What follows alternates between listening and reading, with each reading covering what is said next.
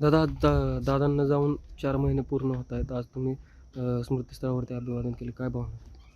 एकतर या दुर्दैवी घटनेला 4 महिने झालेत असा आमचा आणि कुणालाही विश्वास तिथं बसत नाहीये.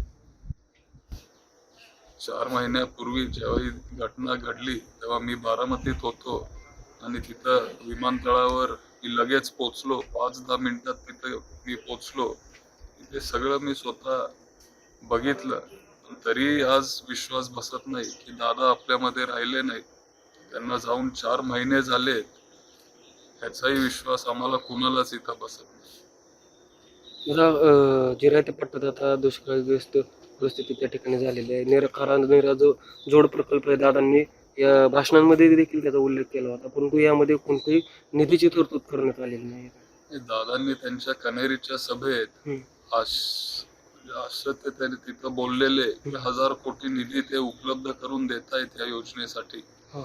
पण आतापर्यंत तरी कुठलाही निधी या जोड प्रकल्पासाठी उपलब्ध शासनाने केलेला नाहीये. येणाऱ्या काळात ते या आपल्या निराकरा नदी जोड प्रकल्पासाठी निधी देतील हा विश्वास आहे. नाही दिला तर पवार साहेबांचं मार्गदर्शन घेऊन मी मुख्यमंत्री साहेबांना पण भेटीन आणि लवकरात लवकर आपल्या सगळ्या बारामती आणि पुरंदरच्या शेतकऱ्यांसाठी आपल्याला हे जोड प्रकल्प करायचंय अशी विनंती करून निधी उपलब्ध करण्याचा प्रयत्न करेन.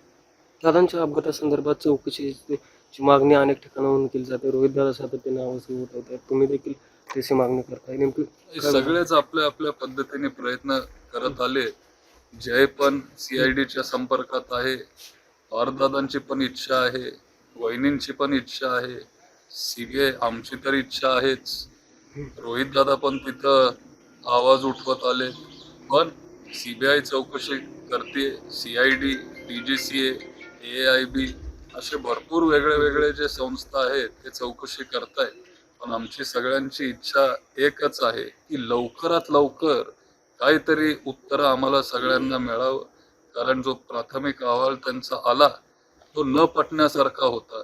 गोजूबावी हे गाव बारामतीतल्या जिरायत भागात येतं. तिथं असं सांगण्यात आलं की एका झाडामुळे ते प्लेन विमान तिथं कोसळलं किंवा पडलं. पण तिथं जर तुम्ही गेला, तुम्ही पण बारामतीतले आहात, तिथं जाऊन बघा, एकही झाड तिथं नाहीये.